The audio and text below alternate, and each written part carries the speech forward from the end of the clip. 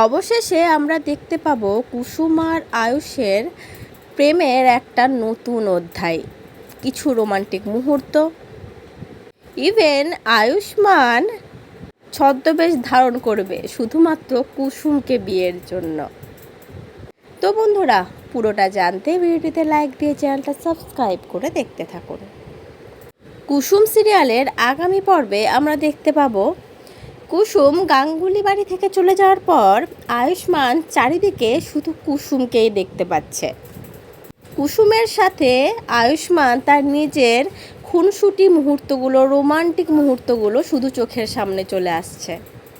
তারপরে আয়ুষ্মান ঈশানের সাথে প্ল্যান করে কুসুমকে ফিরিয়ে আনার চেষ্টা করে। প্ল্যান অনুযায়ী ছদ্মবেশ ধারণ করতে হয় ঈশান আর আয়ুষ্মানকে। তারপরে তারা দুজন চলে যায় গ্রামের বাড়িতে, ঠিক যেমন ওই অনুশ্রীদের বাড়িতে যাওয়ার সময় দুজনে ছদ্মবেশ ধারণ করেছিল, শুধু সেখানে কুসুম ছিল আর এখানে কুসুম নেই। আর এইদিকে কুসুমও তো গ্রামের বাড়িতে থাকে। কুসুমকে দেখে ঠাম্মি বলে, কী রে, তোর মুখটা এমন শুকনো শুকনো লাগছে কেন? কি হয়েছে? কিছু হারিয়ে গেছে মনে হচ্ছে।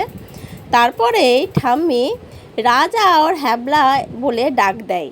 তখন সেখানে ঢোকে ছদ্মবেশী ঈশান আর আয়ুষ্মান। আর দুজনকে দেখে তো কুসুম পুরো চমকে ওঠে যে এটা কে। সঙ্গে সঙ্গে বলে ওঠে, ছোট সাহেব, আপনি এখানে কি করছেন?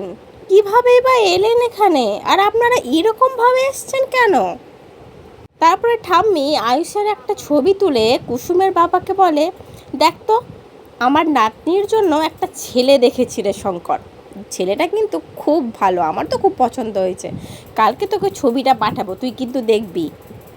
পরের দিন ইন্দ্রাণী গাঙ্গুলিকে নিয়ে শঙ্কর কোথাও একটা যাচ্ছিল, আর তখনই শঙ্করের ফোনে ছবিটা আসে। আর শঙ্কর নিজে না দেখে আগে বলে, কর্তা মা, দেখুন তো, এই ছেলেটার ছবি আমার মা পাঠালো, কুসুমের জন্য কেমন হবে? কুসুমের জন্য ছেলেটা মানাবে কি না?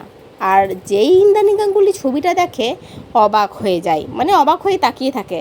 তো কি মনে হচ্ছে, ইন্দ্রাণী গাঙ্গুলি কি চিনে ফেলবে নকল আয়ুষ্মানকে? চিনে ফেলবে যে তার ছেলে কুসুমকে বিয়ে করার জন্য ছদ্মবেশ ধরে গ্রামে গেছে? চিনে ফেললে কি হবে? আদৌ আয়ুষ্মান আর কুসুমের বিয়েটা হবে? কি মনে হচ্ছে তোমাদের বন্ধুরা? অবশ্যই কমেন্ট করে জানিও। পরবর্তী আপডেট নিয়ে তাড়াতাড়ি আসছে, সঙ্গে থেকো, সাথে থেকো, চ্যানেলটা সাবস্ক্রাইব করে দিও। ধন্যবাদ।